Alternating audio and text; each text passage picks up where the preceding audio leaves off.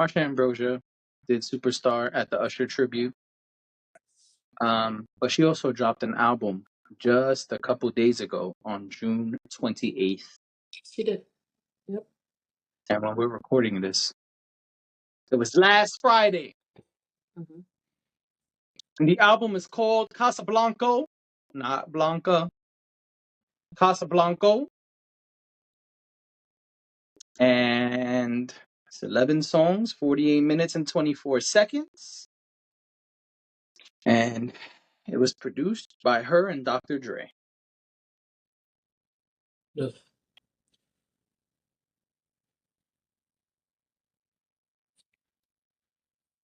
It's a good album.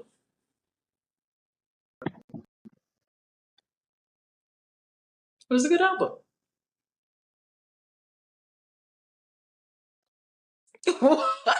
You didn't like it? I have mixed feelings on this album. This is a challenging review for me to do. I'm gonna be honest. I don't know how. Maybe you'll have questions, and this will be longer than 5 minutes. But if not, I don't know how long this review is gonna be, and here's why. Well, can I say what I liked? Can I? Let me just tell you why I think it's Well, I good. was making faces waiting for you to say more, and because I'm struggling with this topic. But yes, please take it Because away. I don't have a lot to say, but Oh yeah, 5 minute review. I don't have a lot to say. I like that there were. I like the samples. Okay. I'm always wary when there are samples on an R&B album, or I don't know how she classifies herself. I shouldn't even assume that that's the Oh, genre that's that part she's of. listening to. I should look it up while you talk. Um, it sounded to me like a mix between R&B, jazz.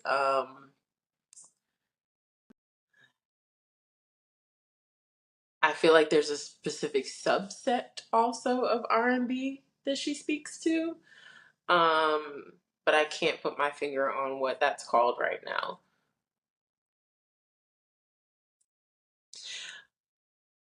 I don't know. I don't think I ever listened to a Marsha Okay. Ambrosius project. Google says Google says it's R&B/soul. I'm gonna keep looking though. Yeah, I mean, that's pretty standard. But I don't know. I've never dove too deep into Marsha Ambrosius, so I don't know. Um, other than like the poetry stuff, I don't, and like things, the one-off things that she's done, like the features she's done. Um, The were you gonna say something? Well, I clicked on a link that said Associated Press, but then it took me to BooleanTimesHerald.com, and that's why my face look all scrunched up. I'm a little confused here. I'm sorry. Oh, this article comes from AP News, but it's reposted on here. It's weird. I was gonna say the blurb says the project features a sonically opulent fusion of jazz, R&B, and hip hop. So I paused because of the way that this is set up, but it says exactly what you said. So that's why I thought it was worth saying. Yeah, and I think I think that's why I liked it, because I thought it was interesting. It wasn't your typical R&B album. Mhm. Um, I'll be honest, I'm very difficult to please when it comes to R&B albums. Okay, Um, because everybody's not Usher. everybody's not Usher, but I am very, I don't want to say I'm a purist, but I love traditional R&B. Okay, Um, I also love that R&B that's like adjacent to hip hop. I do enjoy like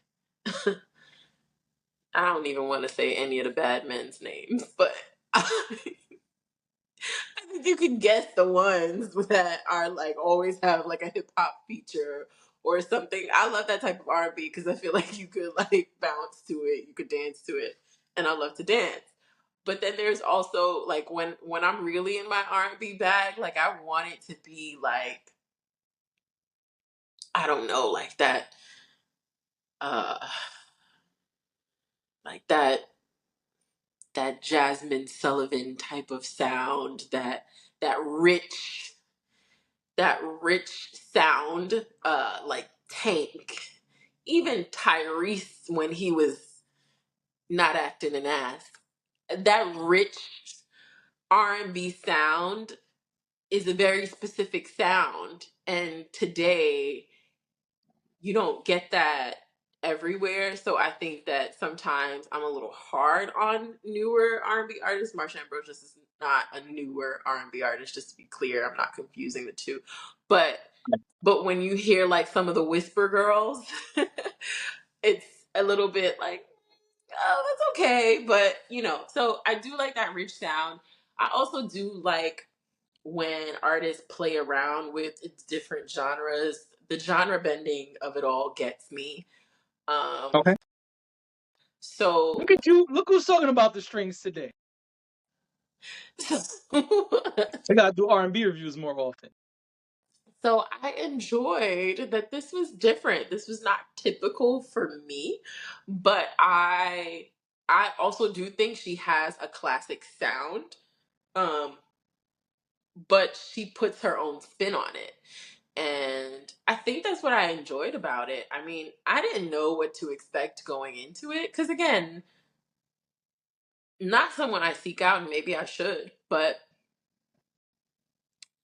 and then I'll be honest, the elephant in the room. I'll be honest, I heard Amanda Seales talk about Marsha Ambrosius a long time ago, and I'm not talking about Club Shay Shay. A long time ago, when like back in the beginning of the Insecure days and all of that.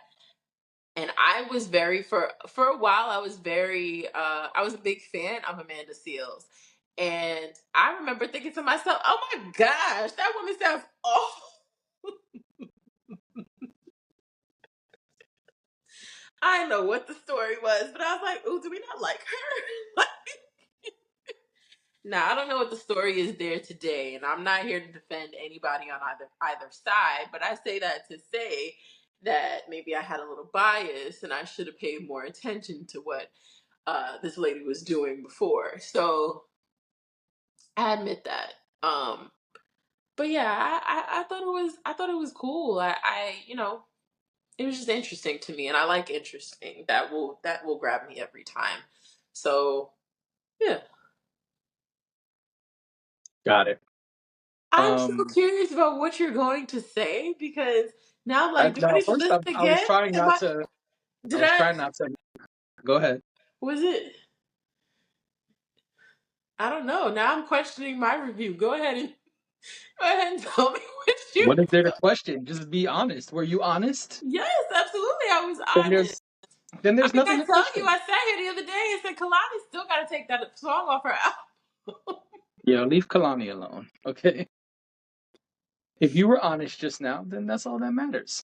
I And was? that you weren't harsh. You weren't harsh. No. So then I think it's all good. And that's where the struggle comes for me.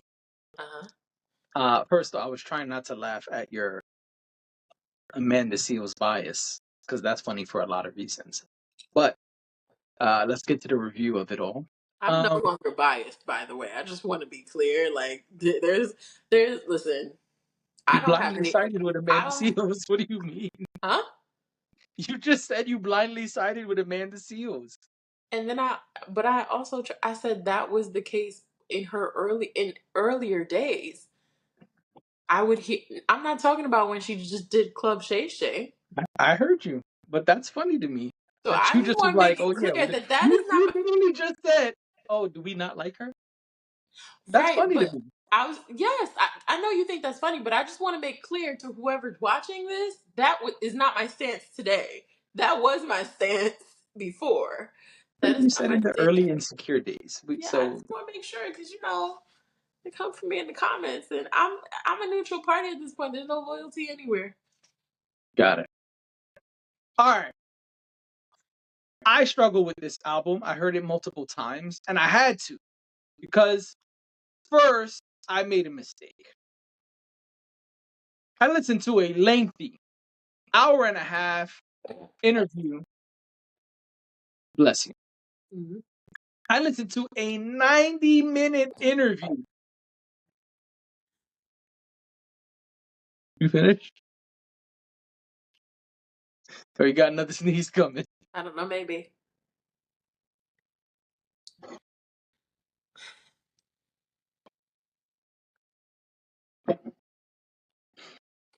You good?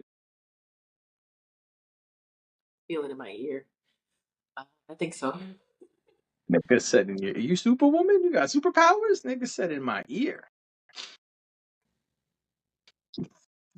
Okay. I don't know what happened right there. That was my superhero stance. Oh, got it. Ready, fight. Got it. My knees are bent. I'm lunging. You can't see it. Yeah. Yeah. All right. I Or guess just we're move it editing out of the all. way. Oh, okay. Like maybe Got my it. powers come through my fingertips. So, Lots to edit here. oh, you don't have to edit that. Oh, okay. Even better. I don't care about that. Back to Marsha Ambrosius. Put it in the comments what you think my superpower should be. Thanks. Or Marsha Ambrosius. We done talked about Tank, Amanda Seals, and superpowers. Gonna get killed for this review, and I haven't even said a word yet. Anyway, I made the mistake of listening to a 90-minute interview of Marsha Ambrosius talking about her career and different things, but mostly this album before it came out. Yep. She was talking big, big shit about this album. Like, man, this was gonna be the best shit since sliced bread. She didn't say that. I'm paraphrasing. And one of the things she did say, and so she did warn us, slash me, the listener, was that they asked her, who's featured? Who can you tell us? And she said, the features are the samples and the replays and the way we kind of played on certain things. You'll know them when you hear them. And she gave some names. And I thought that was interesting. And I was a little confused about what that was going to sound like. Then when the album came out, I listened. And my confusion grew and grew and grew. And Really? I just kept being confused. Because here's why I'm confused. Tell me. And then I'm going to say the things I like. Because I do like stuff about this album, which is why I'm conflicted. We have all of these songs that sample sometimes multiple hit legendary records. These are not songs that are obscure and nobody knows. These are the songs that everybody knows from all of these artists that were sampled.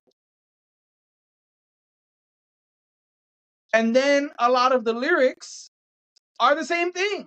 She is singing other people's words, rapping other people's words. And that's what's confusing to me.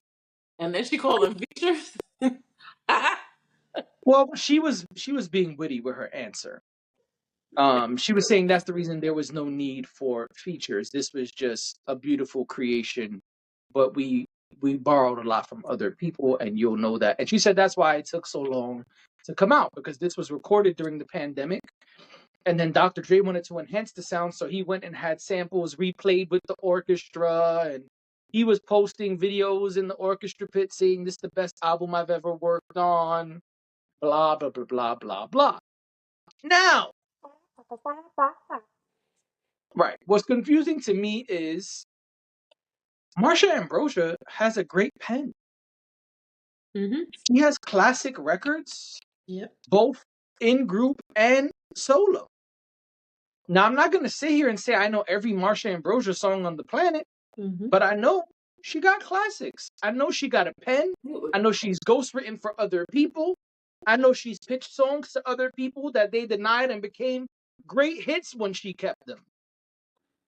Mm-hmm. So when I hear an album of almost no original lyrics, I'm very confused by that. And I'm exaggerating when I say almost no original lyrics, but there was so much borrowed and resaid, and it's weird. That is confusing to me. That's such a great pen, such a creative person, such a creative writer. Their quote unquote flyest shit ever is just re-singing and replaying other people's music. That's weird. Like, it was almost a cover album. Well, I It don't was think, like, I'm gonna make a cover album, but not really though. which I think is fine. So I think that's fine.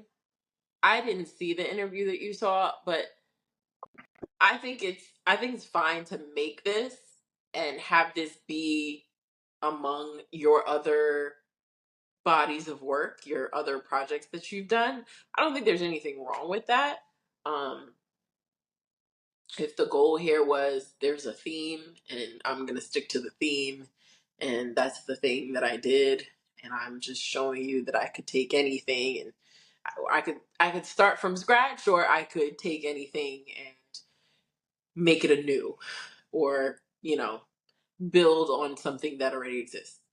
I don't think there's anything wrong with that. What I do think would have concerned me is if I saw that and heard her say that it was her best or that this is just so amazing because yeah, she probably has other bodies of work that are simply better because they are they feature more original music. Um but I don't know. I don't know. I understand.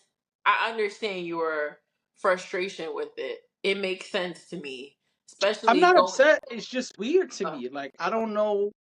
Yeah, I'm not upset. I mean, I guess I speak passionately, but I'm not upset. I just don't understand. Like, it's weird to me that this is what she's doing. Like, I know we all borrow from people and we pay homage in different ways, but like, she's rapping at one point saying METHOD, man. Like, I don't understand. I, like if I come, like if I make a song and my song starts with H to the Izzo, V to the Izzy, isn't that weird? Like if I keep doing the hook to a famous Jay-Z song where he's saying his nickname, isn't that weird? I Get just your damn hands up. but that's what I'm saying. Even if you just said get your damn hands up and people were knew that was a Jay-Z line and it was like you kind of paying homage, okay, cool. But it's like you singing, you're rapping Method Man's verse. I'm conflicted. I You're don't know whether I should conflicted. like this or not. And then the other side, because I didn't get to say the good stuff, is the good stuff is this sounds beautiful.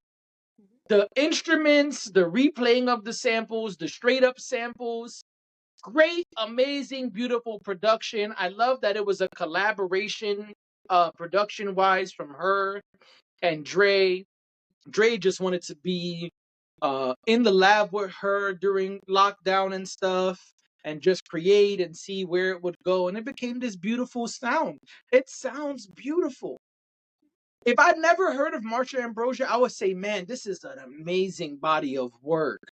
Wow, this is beautiful. And I guess if I never knew any of the samples, because that's kind of weird for me, but it just sounds great. The way they enhance some of the records, the way they kind of flip and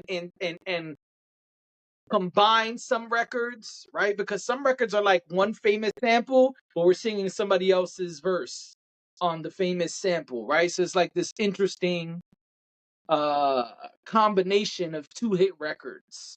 And so yeah, it's really cool to listen to.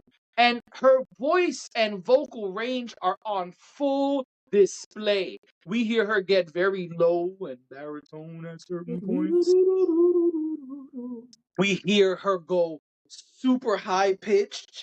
We hear her do like opera notes. We hear her do all type of stuff. We hear Marsha Ambrosia do a wide variety of notes and sounds. We heard her sing. We heard her scat. We heard her rap. We heard all type of different stuff from That's the Marsha thing. Ambrosia. Hip it to the hip hop, and you don't stop. Y'all can't wait till my album comes out. Yep. And so we hear all of these things from Marsha Ambrosia. As an artist, her creativity and skill are on full display. And as a fan of music, that is something that should not make you yawn. That is something that should be exciting. That is something. Come on, I couldn't help it. You already sneezed when I was first starting. Now that you yawned, I had to get at you. Listen, I'm tired. Okay, Me too. not of you, but I'm tired. I didn't think it was of that. But that's why it's conflicting for me, because on one hand, where Yeah. I'm like, I don't know if I like all of this sampling, replaying, singing other people's verses stuff. On the other hand, we have the full display of her skill, voice, and artistry on display. We have all of it. We see everything that Marsha Ambrosia is capable of, and it's mad skills. It's mad skills. Like, this isn't some shit that you could just hear and be like, she's trash. Yeah. She sucks. She has no skills. It's the opposite. It's, my God, what vocal range. Wow, what creativity. Even the mind. It's almost like listening to a really dope DJ set where you hear a DJ combine one record with another record you never thought, and it's like this beautiful blend. You like, whoa. What made you combine those? What were you thinking about when you did that?